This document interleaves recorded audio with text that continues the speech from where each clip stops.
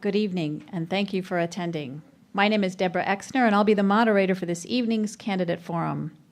Before we begin, please silence all phones and electronic devices. Additionally, please refrain from any interruptions to the forum as it is being recorded for on-demand viewing and post-captioning services. Joining us this evening is Tom Collins from the Citizens Clean Elections Commission. The Citizens Clean Elections Commission is the sponsor for this evening's event. The Clean Elections Act is a campaign finance reform and public education measure initiated by Arizona citizens and passed by voters in 1998. The Clean Elections Act was created to allow campaigns to be more issue-oriented and less negative. The system provides full funding for qualified candidates who participate voluntarily. The candidates agree to abide by the Clean Elections Act and rules, which include contribution and spending limits, foregoing special interest money, as well as participating in commission debates. The candidates invited to participate tonight are in contested primaries, contested general elections. Candidates in uncontested general elections are not included in the debate process. For tonight's forum, questions have been prepared by Clean Elections based on a voter survey, as well as questions that have been submitted through the Clean Elections smartphone app. However, we encourage live audience questions first.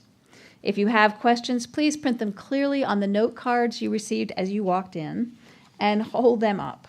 Our volunteers will pick up the cards and deliver them to me. If you need additional cards, just raise your hand. We screen questions for clarity to eliminate duplications, speeches, or personal attacks on candidates. The forum is scheduled for 30 minutes, so we may not get to all audience questions, but we'll do our best. There's an independent timer who will see that the candidate has her allotted time to answer questions and will tell her when her time is up.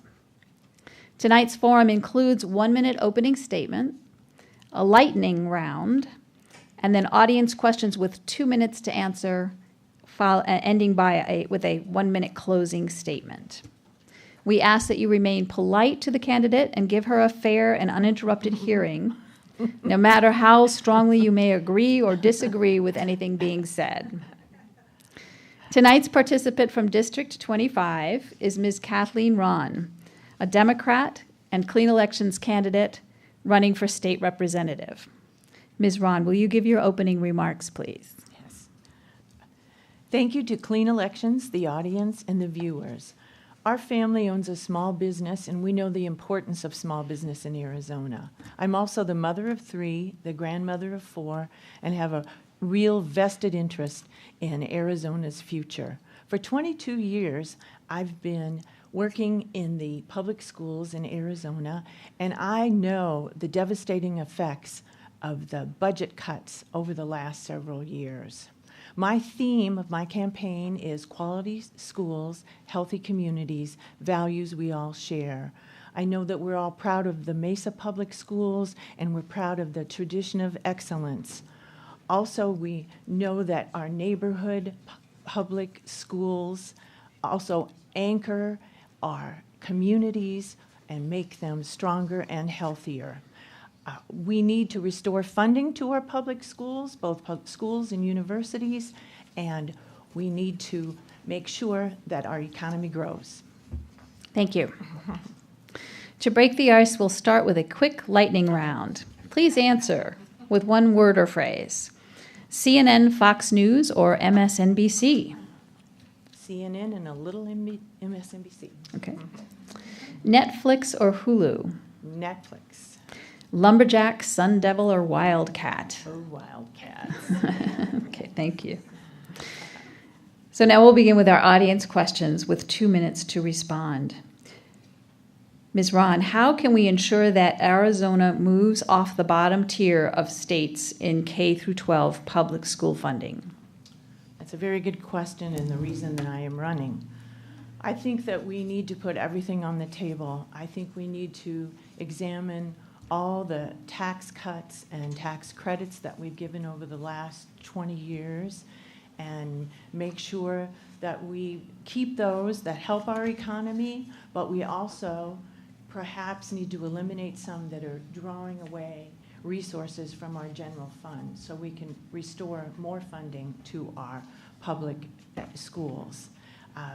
We probably also need to have a more open budget and transparent budget process that we've had in the last few years so that Arizonans get an input into how we are creating our budget and the priorities and the decisions that we're making. I think with an open, transparent process, with really examining how we're using the funding from our general fund and also the cuts that we've taken away from our general fund make it important to do that, because it is essential for our economic development that we move from being 48th out of 50th in per pupil funding. We have to be able to attract businesses and professionals that want a quality education system. We have one, but let's not dismantle it. Thank you. How do you feel about mining at the Grand Canyon? Won't it bring lots of good-paying jobs to a very depressed area of the state? I think the Grand Canyon is such a precious resource for our whole nation, and we have to protect it. We cannot let short-term goals overcome the resource this is to our community. For our entire nation. Before we were a state, the Grand Canyon was available to our nation. So I think it is important that we guard against mining in the Grand Canyon, and we make sure that we preserve it for our children and our children's children in the future. Thank you. What has impeded the legislature from adequately funding public education in Arizona? I think part of it is a priority, and I would ask for a new priority, a priority that has placed tax cuts above the needs of public education in Arizona. So I think we need a new direction. I think we need legislators that make Arizona's public education system its #1 priority. I also think the influences of dark money, which is illustrated in the passage this year of SB 1516 that took away a lot of the protections, that we have too many special interests in our state that enable people to have their own agenda rather than the agenda of the people. Thank you. How would you improve the counting of provisional ballots? Well, I think one thing that I would like to see is we have a wonderful candidate named Adrian Fontes who's running to be the county recorder, who has a lot of experience. I think that would be a good first step. I also think that, again, needs to be a transparent process. We need to tell people in advance what the rules are for provisional ballots. If they vote in the wrong precinct, they need to be aware that that ballot may not be counted. There have been some issues with the signatures not lining up with the signatures that are on file, and we all know people that maybe are taking medication or who have had illnesses, their signatures may change over time. So I think we need a transparent process. I think we need to go look back and see why we have so many provisional ballots and make sure that we can correct that. Thank you. So I'm going to combine two questions that deal with the same topic. Do you support charter schools, and how can we equalize funding between charter schools and public schools? I think that Arizona has stated that there is a desire to have some choices in education, and we have some charter schools were brought about to do that. But I think that what we need to do is make sure the accountability systems for the public schools are the same as for the charter schools. And we need to make sure that the funding mechanisms are equal in those. Now, there's a difference between public charter schools that are funded by our public money and private charters and private schools. But we do need to make sure that the accountability systems are consistent so that all of our educational resources are used in an appropriate manner. And we all have an idea how accountable we are to the students that we serve. Thank you. Ms. Rahn, on the issue of homelessness, a longstanding problem in Arizona, what do you suggest we do about it, and does that include funding for mental health and drug addiction services? This is really an important issue, and I know that 19% of our students in LD25 are living in poverty. So we have the state as a whole has a higher rate, but we still have a significant population of families who are in poverty. Last year, our legislature cut the TAMP, the Temporary Assistant Program, to that can be no longer than a year, which makes it very difficult for at-risk groups, perhaps women that are escaping domestic violence, have lost a job, have had health problems. So with that kind of a limit, that is going to increase our issue of homelessness. So we need to really make sure that we provide a safety net for people in poverty and that we have the resources. I know there's been some recent programs that showed, I think in Phoenix, that if you offer a homeless person, give them housing, their health improves, their ability to get to the resources that they need so that they can get training and get a job improves. So we need to use the best practices to make sure we can reduce that population. What is your feeling about private prisons? Oh, okay. I think overall, in Arizona, we need to reduce our prison populations. I heard the House Majority Leader, Representative Eric Meyer, state, we need to educate and not incarcerate. So I think that this is really, really important. I worry about the incentives in the private prisons to fill the beds in the prisons. We have to guarantee a rate to fill the beds. And that, to me, seems like a disincentive to reduce the population. We need sentencing reform. We need to make sure that we have substance abuse programs so that the people that have become involved with criminal activity because of perhaps an addiction get some treatment so there won't be recidivism. So I prefer that we not use the public prisons. Oh, that was 1 minute. Okay. And I also know, then I'll get on my education soapbox. I also know that a lot of prisoners, people who commit crimes, don't have a high school education and they do not know how to read. So again, that educating, not incarcerating is a really, really important point. Thank you. Ms. Rahn, didn't Prop 123 make Arizona schools flush with money in all areas? No. The simple answer, no.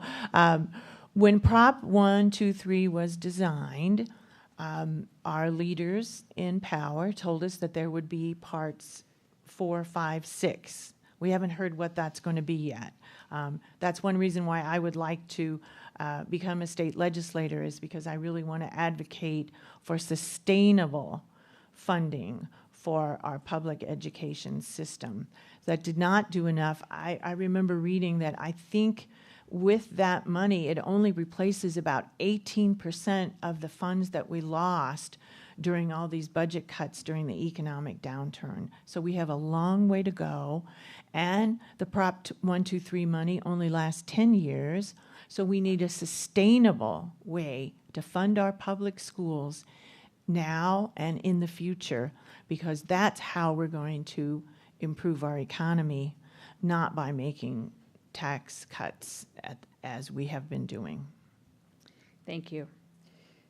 Ms. Rahn, as a clean elections candidate, what makes you different from other candidates? Oh, that's a great question, too. As a clean elections candidate, I see a lot of people here who give me $5. Thank you very much. As a clean elections candidate, I'm accountable to the voters, to the citizens of Arizona, not to special interest groups. And again, because of the passage of Senate Bill 1516, raising a lot of the limits on how much individuals and corporations can contribute, you just have to feel. There was an article in the Arizona Republic about the amount of funding that private interest groups have put into the primary process and are going to put into the general election process. And when you are dependent on funds that help you get elected, no matter what anyone says, we know from human nature that that's going to influence your decision making. And I think that's why we've had some really, really bad bills in our state.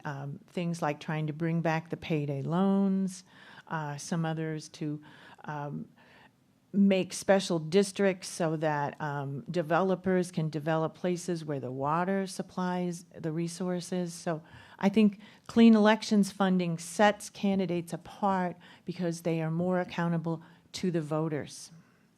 It does also limit the amount of money that you get, though. Thank you.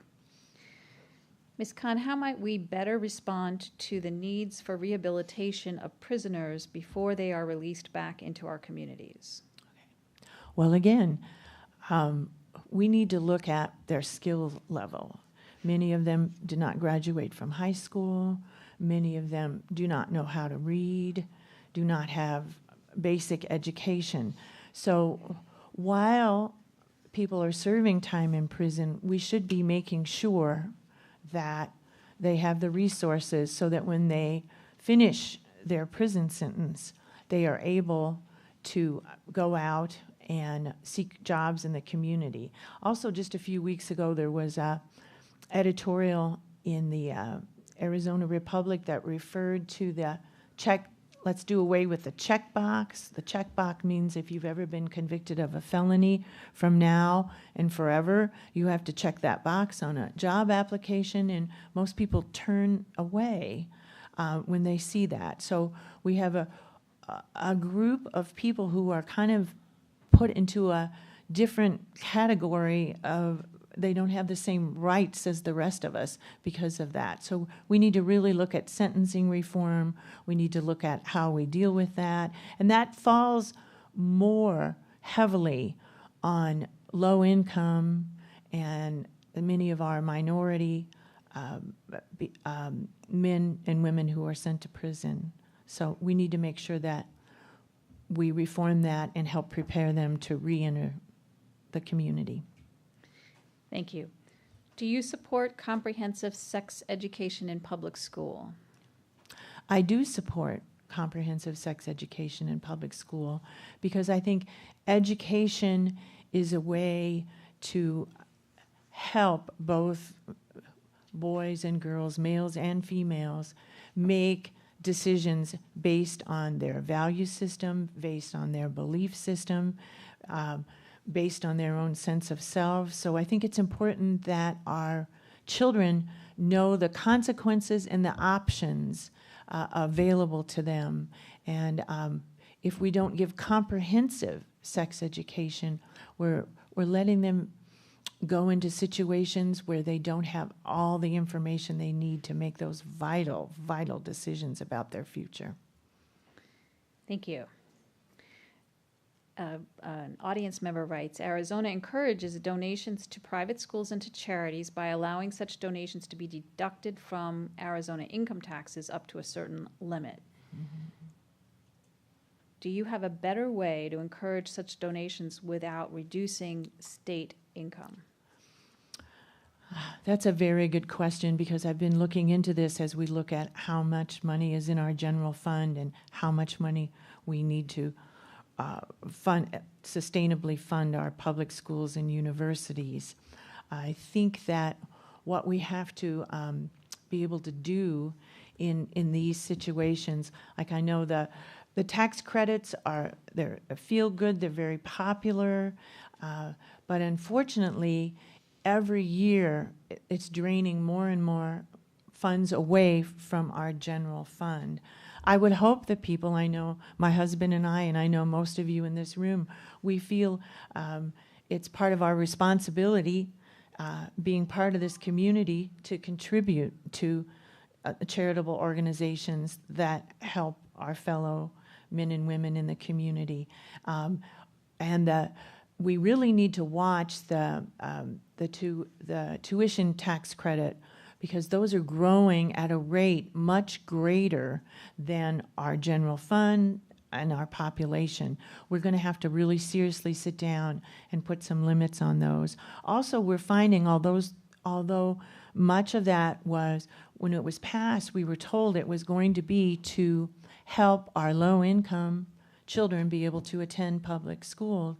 And the research that I've read from the Children's Action Alliance shows that fully a third of those resources go to higher income families, and that was not the intent of this.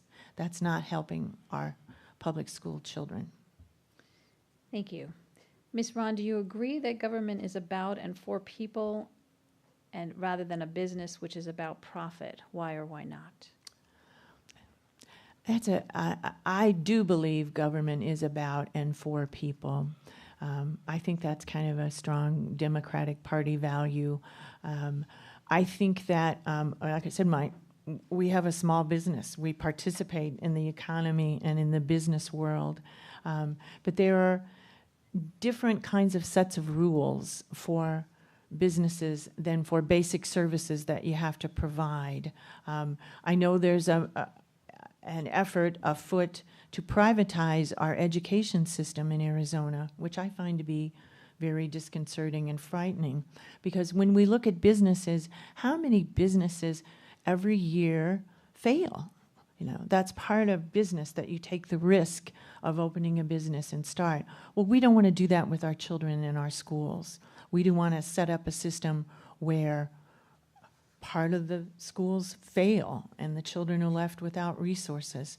So I think we need to bring some of the best practices. That's a great way to do that, but not everything is benefited purely by competition. Some basic services. I want the water that comes into my house to be certified and part of the public water system. I don't want it to be something totally different that I have to guess which one's the right way to go.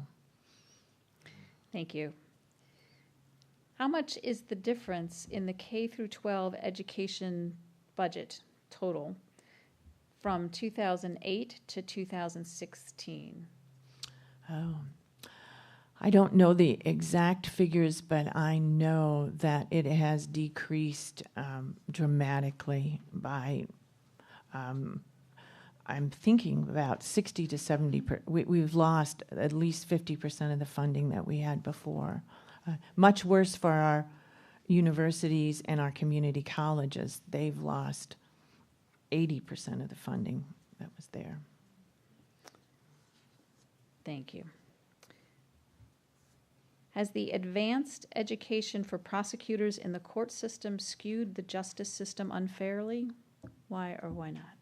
Okay, could you repeat that one? Sure. Has the advanced education for prosecutors in the court system skewed the justice system unfairly?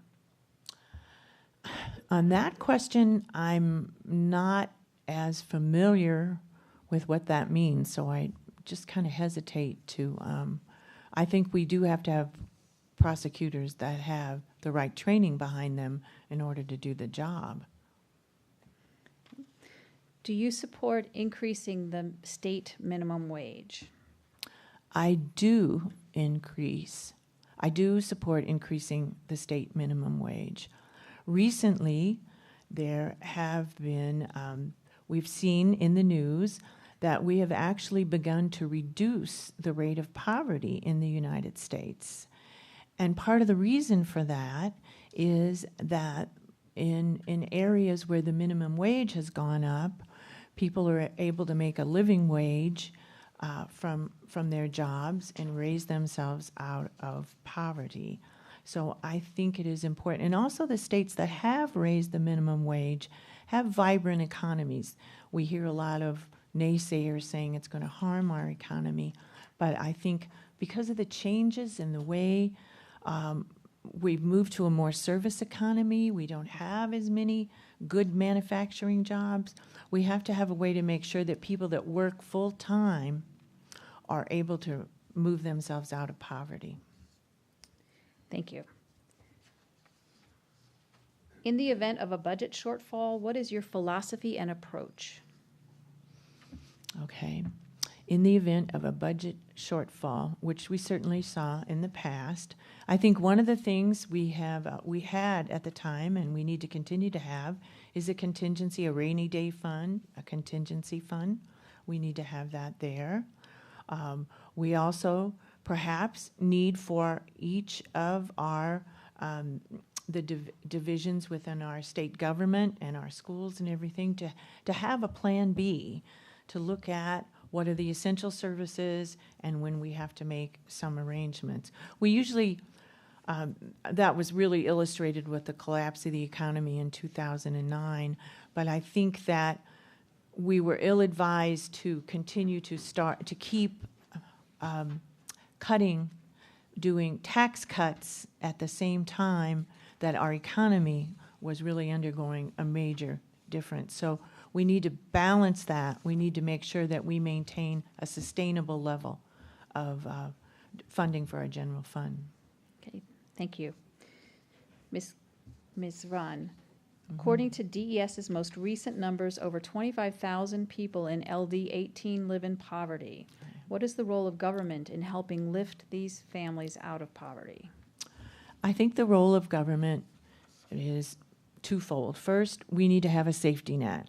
We need to have that temporary assistance program for individuals and families that find themselves in dire straits. We need to make sure that our SNAP program, our food stamp program, provides resources for nutritional benefits. I know I have a really good friend who volunteers with the Arizona Brain Food, which is a program in Arizona that provides weekend meals to children in Mesa schools who don't have enough to eat over the weekend. So that is part of the role of government, is to make sure we have those basic safety net. Secondly, we need a strong public education system so that people have a means of receiving education and training so that they can move out of poverty by being able to get a well-paying job that will support them and their family. Thank you. An audience member writes, in 2015, the state legislature started the process to transfer corporate property tax to the individual taxpayers and wants to know, will you continue this process or reverse it? I think that process needs to be reversed. I remember hearing our Debbie McCune Davis talk about how when we start giving those property tax cuts to businesses, or I think it was like the private university, Grand Canyon University, that has to be shuttled then over onto the property owners, the individuals. And I think that's really wrong. I think we have to look at our system and make sure that we are not overburdening with property taxes, because property taxes are a pretty regressive tax. A lot of times people live in homes, they've retired, they don't have the income that they once had. So it's really important that we don't overburden people in our community with property taxes. Okay, thank you. Ms. Rahn, what is your position toward the expansion of regulations on gun ownership in Arizona? I really, one thing, I am a contributor and a supporter of Americans for Responsible Solutions. That's the Gabby Giffords and Mark Kelly group. They have some common sense, really good solutions, such as I know that they want to make sure we close the gun show loophole. I know they also want to make sure that we have a registry that is quick acting so that we know when people, within that period of time when people apply for to purchase a gun, that they do not have any record of criminal activity, or that it's an appropriate person to get that. I know they also have, they want to make sure that people from that registry that have been involved with domestic violence, which is a huge issue in our state and across the nation, are not able to get weapons. We see in our newspapers all the time awfully tragic stories about domestic violence situations that sometimes turn very deadly because of weapons. So I believe that they are looking for common sense solutions that allow people to use their Second Amendment rights, but also protect the public. Thank you. Ms. Rahn, now we're at the time for your closing statement. Oh, okay. All right. Lots of great questions. Thank everyone for being here. I really, really, really appreciate it. I think as we've gone through the questions, you see that I believe that Arizona needs to go in a new direction. I believe that our top priority needs to be funding our neighborhood public schools and our public education system, as well as our universities and our community colleges. Because the questions about poverty, how are we going to raise people out of poverty? We need to have a strong education system available to all. We didn't get to talk very much about mental health services, which I think is another area that we really need to address in Arizona. We need to do more early intervention and prevention, because these are cost-effective for all of us, and especially for the person that is suffering from these kinds of issues. So I really ask those of you in the audience and those of you viewing, I ask for your vote, because I do believe I could make a positive difference if I was elected to the state legislature. Thank you. To our candidate, we thank you so much for participating in our forum. And to our audience members, we thank all of you who took the time to come and inform yourselves before voting. We encourage you to visit www.azcleanelections.gov, where you can find information on the upcoming elections, download the Clean Elections app, and learn about the candidates running for office. A link to the video of this forum, as well as other Clean Elections debates, will be posted on that site within 72 hours of a scheduled debate. Please fill out your debate evaluation form that you received as you entered and return it to one of our volunteers. Your feedback is important to the Commission and will help improve future debates. Thank you all for coming tonight, and you're welcome to stay and speak directly to our candidate.